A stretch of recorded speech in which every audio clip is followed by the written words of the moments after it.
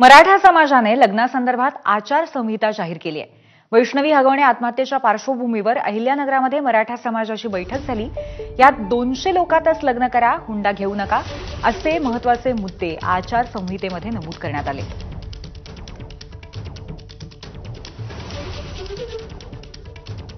दरम्यान ही आचारसंहिता का करावी लागली? आचारसंहिता मराठा समाज स्वीकारेल का? जर आचारसंहिता स्वीकारली नाही तर मराठा समाजाचं पुढचं पाऊल काय असेल? या संपूर्ण प्रश्नांबाबत आचारसंहिता घालून देणाऱ्या मराठा समाजातल्या प्रतिष्ठित व्यक्तींशी बातचीत केली आमच्या प्रतिनिधींनी।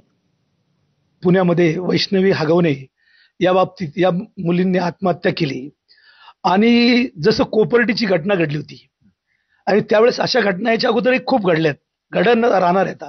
पण ती कोपर्डीच्या घटनेने सर्व समाज एकदम जागृत झाला आणि काहीतरी केलं पाहिजे। तसं ही जी घटना घडली, मग आपण काहीतरी केलं पाहिजे। तर काय करायचं? तर म्हटलं अगोदर आपण एकत्र बसूत, याच्यावर चर्चा करू आणि यातून समाजासाठी काहीतरी आपण दिला पाहिजे, विचार दिला पाहिजे, एक नियमावली दिली पाहिजे। आणि मग त्याच्यावरती खूप चर्चा झाली, अनेक सूचना झाल्या, काही इम्प्लिमेंट करण्यासारख्या आहेत, काही नाहीत। वेळेवर लग्न लागलं पाहिजे हे एक आहे। दुसरी गोष्ट अशी की लग्न फार मोठ्या प्रमाणात केले जातात, तो देखावा होतो तिथं, म्हणून 100-200 लोकातच लग्न केलं पाहिजे। ज्यांना खूप मोठं करायचं त्यांनी लग्न छोट्यात करावं आणि ते रिसेप्शन मोठं करावं तिथं। मग तुमच्या सवडीने नाहीतरी इतर लोक येतात, फक्त भेटायला येतात ते सगळं। तर रिसेप्शन केलं तर मोठं केलं तर त्यांनी काय होईल की ते व्यवस्थित बोलणं होईल, बसणं होईल, जेवण होईल, सगळं पर्पज सर्व होईल तिथं। सगळ्यात अवघड प्रश्न जो आता मला असं वाटतं याच्यामधला, तो म्हणजे की प्री वेडिंगवर टोटली बंदी करायची। जर समजा तुम्ही केलं आणि ते जर दाखवायचा प्रयत्न केला तर सगळ्या लोकांनी त्याच्यावर बहिष्कार करायचा, उठून जायचं ते सगळं तिथं। हा एक महत्वाचा मुद्दा आहे त्याच्यामधला तिथं। नंतर मग जेवणावळीवर होणारा खर्च आहे तिथं सगळं। हुंडा देणे हा कायद्याने गुन्हा आहे, पण आपण कायदे थोडे पाळतो तिथं, म्हणून प्रत्येकाने हे पाळलं पाहिजे तिथं की देणं घेणं बंद केलं पाहिजे तिथं। आणि जर समजा केलं तर आपण समाजाने जेवढं करता येईल, बहिष्कार टाका किंवा काय करता येईल तेवढं ते केलं पाहिजे। हा एक त्यातला महत्वाचा मुद्दा आहे। त्यामध्ये सर्व समाजातील, विशेषतः मराठा समाजातील नवश्रीमंत आणि राजकीय क्लास जो आहे त्यांच्यामध्ये, बाकी लोक गरीबात तर काहीच नाही, त्यांचा प्रश्न उलटा आहे। आणि जर हा दोन्ही क्लास जो असतो, श्रीमंत लोक किंवा राजकीय लोक, जर समाज आपल्या विरुद्ध जात असेल ह्या मुद्द्यावर तर निश्चितपणे ते मागे हटतात। तर एकदा लक्षात आलं की याच्या विरुद्ध वातावरण खूप आहे तर निश्चितपणे ते मागे घेतील।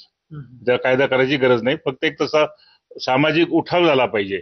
अनेक लग्नातनं तो प्रोटेस्ट झाला पाहिजे की हे तुम्ही करताय चुकीचं करतात।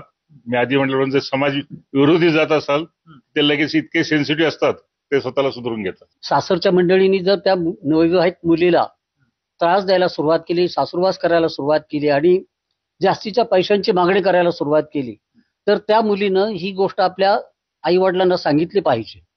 आणि आई वडिलांना सांगितल्यानंतर जर यांच्यामध्ये दुरुस्ती नाही झाली तर मग मात्र त्याच्यावरती कायदेशीर उपाय करणं महत्वाचं आहे। निश्चितपणे मराठा समाज जास्त आहेत आणि समाज जवळजवळ 32% असल्याने ते जास्त स्वरूपात आपल्या दृष्टीस येतात। तथापि समजा ब्राह्मण समाज असेल, आपण जातीचं नाव घेऊ नये, पण ब्राह्मण समाज असेल, त्यांच्यात किती श्रीमंत माणूस असेल तर तिथं शो करत नाही। चांगली गोष्ट आहे, किमान संख्येमध्ये ते लग्न किंवा कोणत्या धार्मिक विधी पार पडतात। इतर जे समाज आहेत, बहुजन समाजातले, आपण सोकॉल्ड ओबीसी, त्यात सुद्धा हा प्रकार आहे। आधी म्हटल्याप्रमाणे जे आता नवीन श्रीमंत क्लास चालू झालाय ना, गुंठा मंत्री असतील काही, तर त्या वर्गामध्ये किंवा इतर मार्गाने खूप पैसे कमवतात, त्यांना आपल्या संपत्तीचं प्रदर्शन करायला आवडतं। आणि आपला एकच मुलगा आहे किंवा एकच मुलगी आहे, संपत्तीचं प्रदर्शन आता नाही करायचं, मग कधी करायचं? त्याला पायबंद घालण्याची गरज आहे। पायबंद हे कायद्याने होणार नाही, तो फक्त सामाजिक दडपणानेच होईल, सोशल प्रेशरमुळेच होईल। लग्न न जमता वय वाढत चालले मुला मुलींचे आणि त्याचा परिणाम पुढं सामाजिक याच्यावर सुद्धा होईल। आणि हा गंभीर विषय, पण सर्व जर समाजाने ठरवलं, कारण हा प्रश्न फक्त गरिबांचाच आहे, श्रीमंताच्या विषयी काही प्रश्नच नाही, आम्हाला त्यांच्याविषयी काही बोलायचं नाही। कारण काय, श्रीमंत आहे त्यांना पैसा उडवायचा, त्यांनी उडवा, आमचा त्याचा आक्षेप नाहीये, पण गरिबांनी त्यांचं अनुकरण करू नये एवढी एक आमची इच्छा आहे।